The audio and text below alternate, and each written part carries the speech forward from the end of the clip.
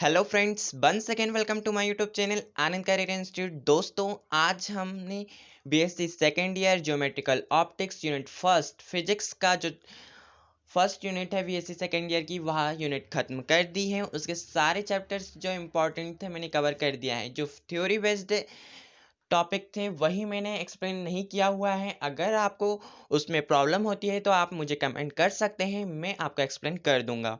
तो चलिए दोस्तों, हम उन सारे टॉपिक्स को हमने जो यूनिट फर्स्ट में एक्सप्लेन किया हुआ है उससे इम्पॉर्टेंट क्वेश्चंस को देख लेते हैं। तो हम इसमें विकल्प ऑब्जेक्टिव टाइप क्वेश्चंस भी एक्सप्लेन करेंगे जो कि इम्पॉर्टेंट है और भी आप देख सकते हैं। तो चलिए स्टार्ट करते हैं। प्रकाश के अपवर्तन और परावर्तन जो टॉपिक है यूनिट फर्स्ट ज्योमेट्रिकल ऑप्टिक्स का, उससे इंपॉर्टेंट क्वेश्चन क्या क्या है। फॉर्मेट का चरम मार्ग का सिद्धांत लिखिए तथा इसकी सार्थकता समझाइए। इंपॉर्टेंट है, मैंने एक्सप्लेन भी किया हुआ है। फॉर्मेट के चरम मार्ग के सिद्धांत की व्याख्या कीजिए तथा इसके द्वारा वक्र पृष्ठों का पर परावर्तन समझाइए। सिद्ध कीजिए कि परावर्तन तथा अपवर्तन में किन्हीं दो बिंदुओं के बीच प्रकाशीय पथ चरम होता है। फर्मेट का सिद्धांत लिखिए तथा इसकी सहायता से परावर्तन व अपवर्तन के नियम सिद्ध कीजिए। तो इन सारे जो फर्मेट के सिद्धांत से लेके मैंने जो एक वीडियो बनाया है, इन सारे क्वेश्चन उसमें, ये सारे 4 क्वेश्चन उसमें कवर हो रहे हैं। उत्तल पारदर्शी पृष्ठ पर अपवर्तन का किरण आरेख बनाइए एवं संबंधित अपवर्तन के लिए की सूत्र की स्थापना कीजिए। तो स्थापना हमने की हुई है। उत्तल गोलीय पृष्ठ पर अपवर्तन के लिए निम्नलिखित सूत्र का निगमन कीजिए। Mu upon v minus one upon u is equal to mu minus one upon r, जहाँ प्रतीकों के सामान्य अर्थ है। मैंने एक्सप्लेन किया हुआ है इसे भी।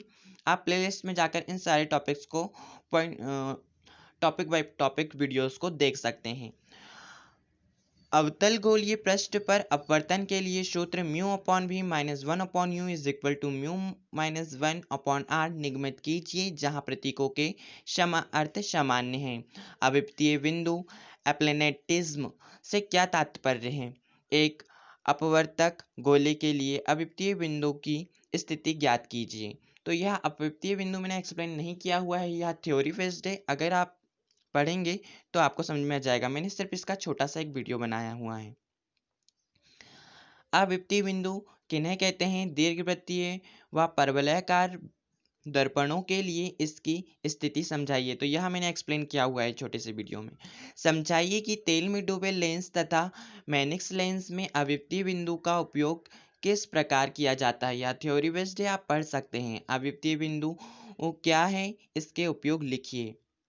गोलीय पृष्ठ पर अपवर्तन का सूत्र लिखिए। इसकी सहायता से गोलीय पृष्ठों से घिरे किसी पतले पारदर्शी माध्यम के लिए सूत्र one upon u f is equal to mu minus one upon r one minus one upon r two की स्थापना कीजिए। तो यहाँ भी आप देख सकते हैं, मैंने एक्सप्लेन किया हुआ है।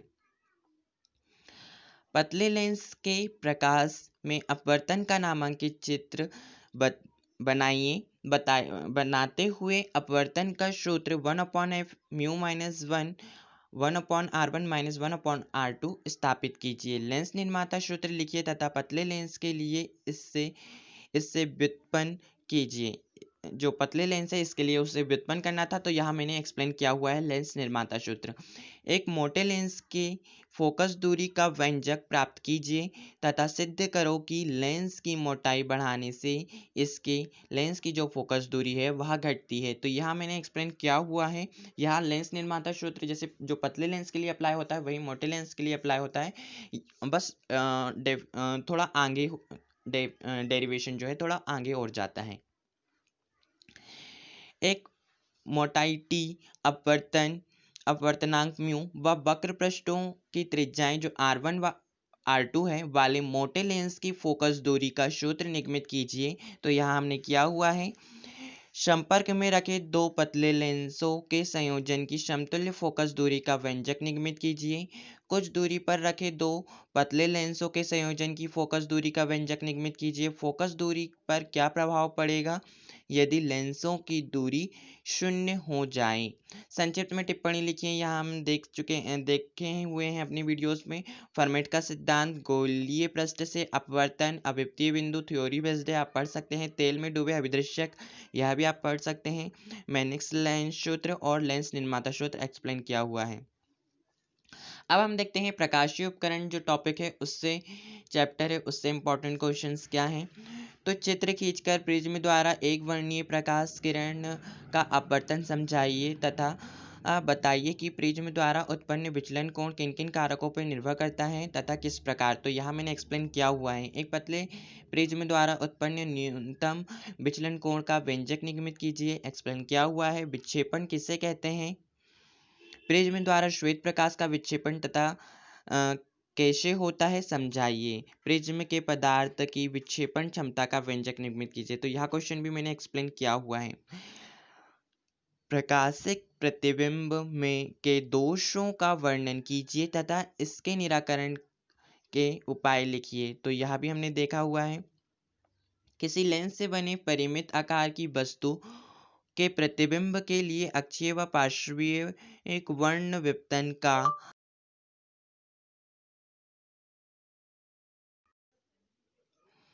अर्थ समझाते हुए इस कारकों पर निर्भरता किस प्रकार होती है। तो यह हमने अर्थ स्पष्ट करते हुए सूत्र निगमित कीजिए। सॉरी, मैं 5 क्वेश्चन पढ़ रहा था। हाँ, तो यहाँ मैंने एक्सप्लेन नहीं किया हुआ है। अगर आपको ऐसा लगता है तो मैं आपको एक्सप्लेन कर सकता हूँ। ये किसी लेंस की अक्षीय वर्ण विपतन का सूत्र स्थापित कीजिए तथा बताइए कि इसका मान किन किन कारकों पर निर्भर करता है तथा किस प्रकार। थ्योरी बेस्ड आप कर सकते हैं। अवर्णकता का से क्या तात्पर्य है, परस्पर संपर्क में रखे लेंसों के संयोजन के अवर्णक होने के लिए आवश्यक प्रतिबंध की स्थापना कीजिए, यह भी थ्योरी बेस्ड है। वर्ण विपतन के दोषों से क्या अभिप्राय है, इसका कारण लिखिए। अवर्णकता किसे कहते हैं, तो यह भी मैंने छोटा सा वीडियो बनाया था, वर्ड आप इसे पढ़ेंगे। थ्योरी बेस्ड है। कुछ दूरी पर रखे दो लेंसों के संयोजन के लिए अवर्णकता की शर्त ज्ञात कीजिए। इस शर्त की क्या सीमाएं हैं, सिद्ध कीजिए कि एक ही पदार्थ के दो लेंसों जिनकी फोकस दूरी f1 व f2 है तो को दूरी d पर रखकर अवर्णक संयोजन द्वारा इसकी शर्त की d is equal to j, अवर्णक संयोजन की शर्त है d is equal to f1 plus f2 upon 2, यह सिद्ध करना है हमें। तो यह में एक छोटा सा थ्योरी बेस्ड टॉपिक है। अगर आपको ऐसा लगता है तो कमेंट बॉक्स में कमेंट कर सकते हैं, मैं यहाँ एक्सप्लेन कर दूंगा। एक वर्णीय विपतन कौन कौन से होते हैं, प्रत्येक का कारण तथा इसके निराकरण के उपाय लिखिए। गोलीय विपतन क्या है, इसे कम करने के उपाय लिखिए तथा कुछ दूरी पर रखे दो लेंसों के संयोजन द्वारा गोलीय विपतन कम करने के लिए आवश्यक शर्त प्राप्त कीजिए। गोलीय विपतन क्या है, सिद्ध कीजिए कि समान पदार्थ के f1 व f2 फोकस दूरी के दो लेंसों को d is equal to f1 minus f2 दूरी पर रखे गोलीय विपतन का दोष कम हो जाता है। लेंस द्वारा बने प्रतिबिंब में कोमा, बिंदुकता, वक्रता तथा विकृति दोषों का अर्थ समझाइए। इन्हें किस प्रकार कम किया जाता है। थ्योरी बेस्ड है। नेत्रिकाओं के मुख्य प्रकार लिखिए, प्रत्येक की संरचना तथा इसकी समतुल्य फोकस दूरी समझाइए। तो यह क्वेश्चन मैंने सारी नेत्रिकाओं को अलग अलग एक्सप्लेन किया हुआ है। अगर आप प्रॉपर मेरी वीडियोस देखेंगे तो इन सारे टॉपिक्स को आप कवर कर लेंगे। हाइगन नेत्रिका की कार्यविधि समझाइए। इस संयोजन के से किस प्रकार प्रतिबिंब में दोष दूर करने की इन शर्तों की पूर्ति करता है समझाइए। तो यहाँ भी हमने एक्सप्लेन किया हुआ है। रैम्सडन नेत्रिका का वर्णन कीजिए, चित्र खींचकर इसकी कार्यविधि तथा प्रधान बिंदुओं की स्थिति समझाइए। तो यहाँ मैंने एक्सप्लेन किया हुआ है। रैम्सडन नेत्रिका में अवर्णकता एवं न्यूनतम गोलीय विपतन की शर्त का पालन होता है या नहीं होता। तो रैम्सडन नेत्रिका में जो गोलीय विपतन और न्यूनतम गोलीय विपतन और अवर्णकता का जो दोष है वह पाया जाता है, लेकिन इस कथन की विवेचना कीजिए। तो यहाँ मैंने एक्सप्लेन किया हुआ है। रैम्सडन नेत्रिका की कार्यविधि समझाइए। हाइगन नेत्रिका में इसकी तुलना कीजिए, और जो हाइगन नेत्रिका है उससे इसकी तुलना कीजिए। तो हाइगन नेत्रिका से इसकी तुलना आप वीडियोस देखेंगे तो आप प्रॉपर कर सकते हैं। और इसकी थ्योरी अगर आपको चाहिए तो आप मुझे कमेंट बॉक्स में बता सकते हैं। केलर नेत्रिका की संरचना एवं तथा कार्यविधि का वर्णन कीजिए। इसकी समतुल्य फोकस दूरी ज्ञात कीजिए। तो यह भी मैंने एक्सप्लेन किया हुआ है। उस नेत्रिका की संरचना, सिद्धांत तथा कार्यविधि समझाइए जिसमें अवर्णकता एवं अवर्णकता के प्रतिबंध का पालन होता है। तो हाइगन नेत्रिका में पालन होता है, केल्नर नेत्रिका में पालन होता है। इन दोनों नेत्रिकाओं को मैंने सभी नेत्रिकाओं को एक्सप्लेन किया हुआ है। केल्नर, हाइगन तथा रैम्सडन नेत्रिकाओं में तुलना कीजिए तथा इसकी आपेक्षिक गुण व अवगुण बताइए। तो यह एक सारणी बुक में भी है और यह थ्योरी बेस्ड है, और आप वीडियो पूरा देखेंगे तो आपको समझ में आ जाएंगे। अब टिप्पणी लिखिए। तो टिप्पणी आप देख सकते हैं, विक्षेपण तथा विक्षेपण क्षमता में मैंने एक्सप्लेन किया हुआ है। वर्ण विपतन का उपयोग, वर्ण विपतन तथा उसका निराकरण, यह भी एक्सप्लेन किया हुआ है। अवर्णक लेंसों का संयोग अगर आपको लगता है तो मैं एक्सप्लेन कर दूंगा। थ्योरी बेस्ड है। गोलीय विपतन थ्योरी बेस्ड है। एक वर्णीय विपतन तथा इसके निराकरण, यह भी थ्योरी बेस्ड है। नेत्रिका में दो लेंसों की आवश्यकता क्यों होती है? तो यह एक छोटा सा थ्योरी बेस्ड है। क्यों होती है? क्योंकि उसमें गोलीय विपतन और स्फेरिकल एब्रीवेशन और क्रोमेटिक एब्रीवेशन जो पाया जाता है, उन्हें दूर करने के लिए हम नेत्रिका में दो लेंसों का उपयोग करते हैं। हाइगन तथा रैम्सडन नेत्रिकाएं। देखिए, ये जो टिप्पणी आ रही है यह एग्जाम में दो नंबर की टिप्पणी बन सकती है, और आप इन्हें बहुत ही अच्छे से तैयार कीजिएगा। इन सारे क्वेश्चंस को अगर आप वीडियो प्रॉपर देखेंगे तो आराम से ये सारे क्वेश्चंस कवर हो जाएंगे। अब हम देखते हैं ऑब्जेक्टिव टाइप क्वेश्चन। तो जो वस्तुनिष्ठ प्रश्न है देखते हैं हम। परावर्तन और अपवर्तन से संबंधित हम जो चैप्टर है उससे वस्तुनिष्ठ प्रश्न किस प्रकार से बनते हैं। तो फर्मेट का सिद्धांत है। तो जो फर्मेट का सिद्धांत है दोस्तों, वह चरम मार्ग का सिद्धांत है। उत्तल पृष्ठ से परावर्तन होने पर प्रकाश द्वारा तय किया गया मार्ग वह होता है जिसमें लगा समय सबसे कम होता है दोस्तों। फर्मेट का चरमपथ सिद्धांत व्याख्या करता है। तो जो फर्मेट का चरमपथ सिद्धांत है वह किसकी व्याख्या करता है? तो प्रकाश के सरल रेखीय गमन, परावर्तन तथा अपवर्तन के नियम की वह व्याख्या करता है, फर्मेट का चरमपथ सिद्धांत। यदि यह एक आंकिक प्रश्न है दोस्तों, यदि 1.4 अपवर्तनांक वाले पदार्थ के में प्रकाश किसी समय अंतराल में 250 मीटर दूरी तय करता है तो उतना ही समय अंतराल में वह 1.75 अपवर्तनांक वाले पदार्थ में कितनी दूरी तय करेगा? तो हमको इसको सॉल्व करना होगा। इसका जो आंसर है वह 200 मीटर आ रहा है। गोलीय अपवर्तक माध्यम, अपवर्तनांक म्यू से वायु के अपवर्तन का सूत्र क्या होता है? तो वायु के जो अपवर्तन का सूत्र है वह है mu upon U minus 1 upon B is equal to mu minus 1 upon R. परवलयाकार दर्पण में अविपत्तीय बिंदु होते हैं। तो जो परवलयाकार दर्पण होते हैं उसमें जो अविपत्तीय बिंदु होती है वह होती है फोकस तथा अनंत पर। आर त्रिज्या तथा म्यू अपवर्तनांक के अपवर्तक गोले की अविपत्तीय बिंदु होते हैं। तो उसके अविपत्तीय बिंदु जो होते हैं गोले के केंद्र से म्यू आर अपॉन म्यू तथा आर इंटू म्यू दूरी पर होते हैं। अविपत्तीय बिंदु के गुण पर आधारित है। जो अविपत्तीय बिंदुओं के गुण पर आधारित क्या है? तो जो मैनेक्स लेंस है वह अविपत्तीय बिंदु के गुण पर आधारित है।